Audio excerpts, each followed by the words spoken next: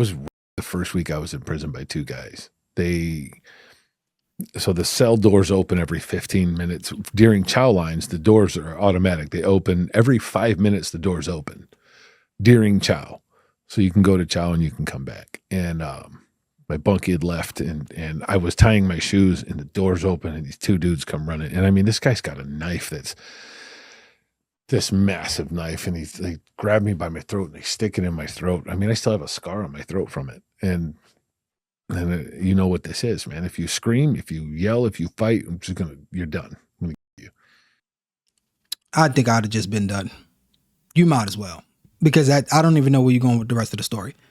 Because if you get to a point where you have to defend, it's no upside to that. It's absolutely no upside.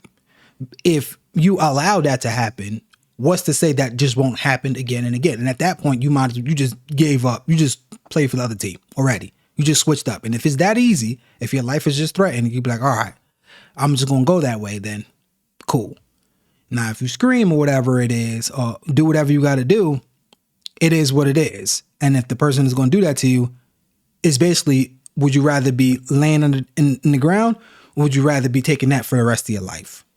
And at that point, you're choosing to take that for the rest of your life instead of laying in the ground. It's also so much things that come with that because you don't even know what these people have, Kinky. You're in prison. These people, HIV positive. So not only are you living as somebody, you in the cell with Bubba and you Bubba girl now, not only are you doing that, you can also get stuff from that. So whether it's a knife to the neck, sometimes you just have to die. That's just part of the plan of that, because I don't see where's the upside afterwards and how much bad things go on afterwards. And at some point, you're going to crash out. And if you're going to crash out later on, you might as well just crash out right now.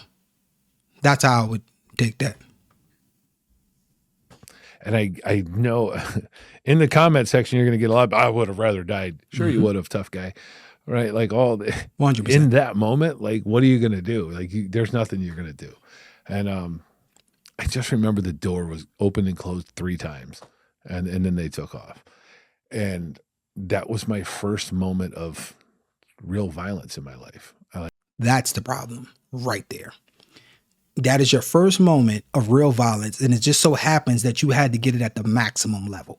For him to say, what are you going to do? That would just be saying that once you go inside prison, everybody is going to get got. Basically, that's basically what you're saying, that it's okay for everybody to get got because everybody got a knife. I'm wondering how big this, I don't know how these dudes in jail do it. He said he had a real big knife. I don't know where he put it. I don't know how he got it. Usually when you see the prison knives, they're really not that big because you have to store it. You have to hide it. But let's just say he had a sword. Still, at that point, him with the sword, why would you want to give up something that you have in your brain that you're going to have to continuously give up? And it's just because you never experienced violence before. That's what it is. It's not because everybody would have did it. It's just because if you never had a fight before and you don't know how to fight for yourself and you never done that before, you're scared at that moment. That I can understand. Like, if I don't do something, this is going to be my entire prison life. I'm going to be somebody's bitch. This is what's going to happen. So I grabbed up these little segregation pencils. You know, the pencils they give you in segregation, these tiny little bastards? The golf ones. Yeah. The golf pencils. I grabbed them up. I took my my little black shoestrings out of my shoe and I wrapped them around. I had like 5 of them. And I went across the hallway when the door opened again and he's standing across the hall. And I walked over and I was like, hey, bro, I just want you to know that I'm not going to tell anybody. And he looked at me with this look of, and I just lost it. And I just started stabbing him in the face with these pencils. And he went, and these pencils aren't going to do that much damage, right? But there's a lot of blood because it's ripping the base layer of your flesh off and there's blood everywhere. And this guy's screaming and I'm just in this state of rage. And then you hear the keys jingling. I got up, darted across. And of course, as soon as you do that, all the inmates basically are building a wall for you because they're all standing around watching it like, oh. So I was able to slick down, go right back across the hall, back into the cell, pop the pencils into the sink real quick, hit old Igor in the water kicking out, wash all that blood off real quick. Like, threw the shoestring under the bed, spread the pencils out, and I just laid on my bunk like, I mean, my heart's just beating, shaking. And then you hear the other guy, CO, he's kicking on the door. I need to lock up, man. That guy's going to get me too. So therefore, the guys that took advantage of you, him and his butt buddy, the ones that now one of them on the ground screaming, and the other one, instead of coming back and saying, look, you just did that to my butt buddy, so therefore now I got to come and get you. He's screaming to go get help, which proves the point of what I was saying before.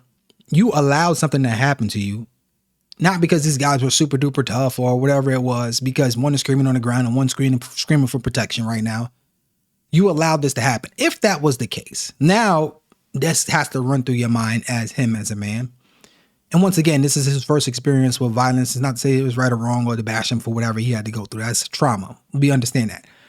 But when you have these guys, the butt buddies that come in, you just did that and you exposed their hand that they wasn't that tough. So therefore, whatever happened to you before, it could have just been a bluff. Could have just been weak.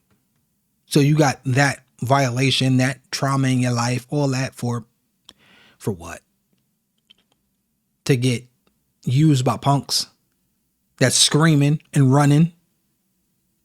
Those are cowards, man. And then these cowards, you allowed them to do that to you. And then you have the energy. That's why, once again, that was his first experience with violence. So, I get it.